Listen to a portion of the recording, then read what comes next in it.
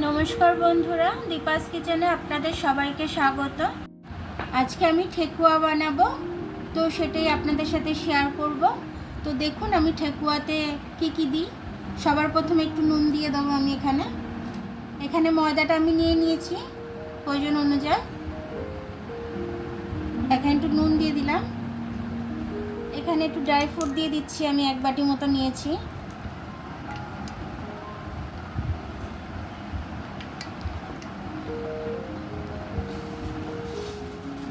Dry ফ্রুটে কাজু বাদাম রয়েছে, এলাচ রয়েছে, নারকেল কোড়া রয়েছে। এই যে নারকেল দেখুন, শুকনো, বাজারেই দোকানেই কিনতে পাওয়া যায় এগুলো আলাদা করে।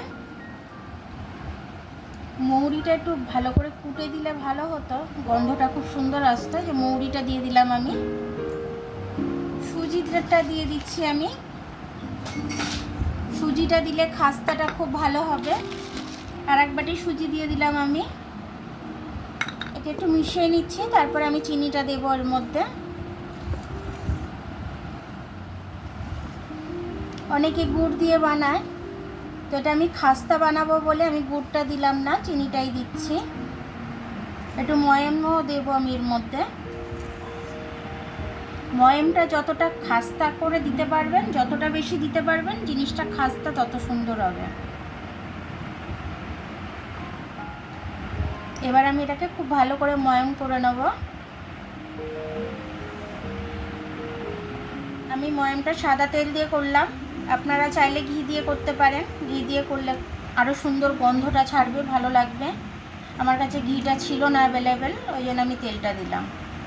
দেখুন এই মুটো করছি, মুটোটা কিন্তু ভাঙছে না, ফেলে দিলেও ভাঙছে না, এরকমভাবে ভেঙে দিতে হবে। এবার আমি চিনিটা দিয়ে দেবো। চিনিটা আমার মাপ করাই আছে, চিনিটা আমি দিয়ে দিলাম। এবার অল্প অল্প জল দিয়ে আমি মেখে নেব এটাকে। মেখে কিন্তু রেস্টে রাখা যাবে না, তাহলে চিনিগুলো গলে যাবে। চিনিগুলো গলে গেলে আপনার এটা নরম হয়ে যাবে, আর নরম হয়ে গেলে খাস্তা হবে না। ওই জন্য চিনিটা দিয়ে মিশিয়ে আমি অল্প অল্প করে জল দিয়ে মেখে নেবো এটাকে। এবার আমি অল্প অল্প জল দিয়ে মেখে নেবো এটাকে। আমি মেখে নিচ্ছি, এটা মেখে নিয়ে আমি দেখাচ্ছি এটা কীরকম হবে মাখাটা।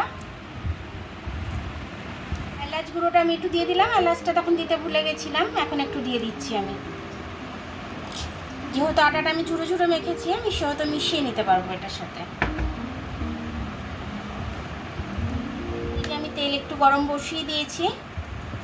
এবার আমি এটাকে শেপ দিয়ে নেবো, যে কোনো শেপ, আপনারা যে কোনো শেপ দিয়ে দেবেন। দেখুন হাতে এরকম করে একটুখানি দলা পাকিয়ে নেবেন, এরকম চেপে নেবেন, একটু মধ্যখান দিয়ে এরকম একটা দাগ দিয়ে নেবেন, দিয়ে এরকমভাবে নিয়ে একটা পাতার শেপ দিয়ে দেবেন।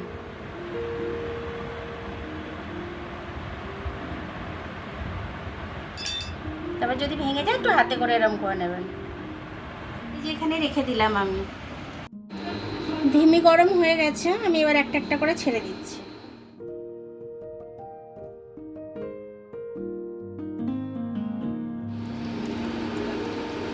এরকম তেলে আমি ছেড়ে দিচ্ছি ধিমি আঁচে।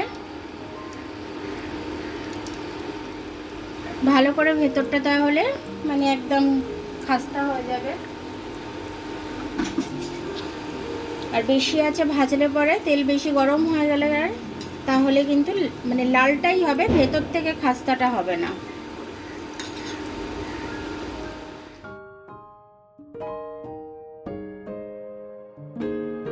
এটা লাল লাল হয়ে গেলে, ভাজা হয়ে গেলে আমি দেখাচ্ছি আপনাদেরকে। দেখুন আমার এগুলো লাল লাল হয়ে গেছে, ময়দার তো খুব আর গুড় দিইনি, সে কারণে এরকম কালারটা সাদা সাদা একটু। এবার আমি তুলে নিচ্ছি প্রত্যেকটা। দেখুন আমার মুচমুচে ঠেকুয়াগুলো হয়ে গেল, খুব সুন্দরভাবে হয়েছে। ময়দা দিয়ে চিনি দিয়ে করেছি, ওই সাদা সাদা হয়েছে। গুড় দিয়ে করলে কালো কালো একটু হতো, লালচে কালারটা হতো।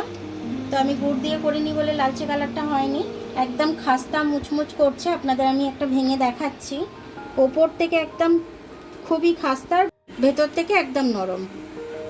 এরকম বানিয়ে আপনারা রেখে দেবেন ঘরেতে, যখন ইচ্ছা হবে খেতে পারবেন। বিস্কুট হিসাবেও ওটাকে খেতে পারবেন আপনারা, পেটটাও ভর্তি থাকবে এটা খেলে পরে, টিফিনটা করতে লাগবে না। তো আমার ভিডিওটা দেখার জন্য অনেক অনেক ধন্যবাদ। আমার ভিডিওটা যদি আপনাদের পছন্দ হয় লাইক, সাবস্ক্রাইব, বেল আইকনটা একটু টিপে দেবেন, আর যদি ফেসবুক থেকে দেখেন লাইক আর ফলোটা একটু করে দেবেন। আবার কাল দেখা হবে নতুন রেসিপির সাথে, ততক্ষণ আপনারা ভালো থাকবেন, আমি আসছি।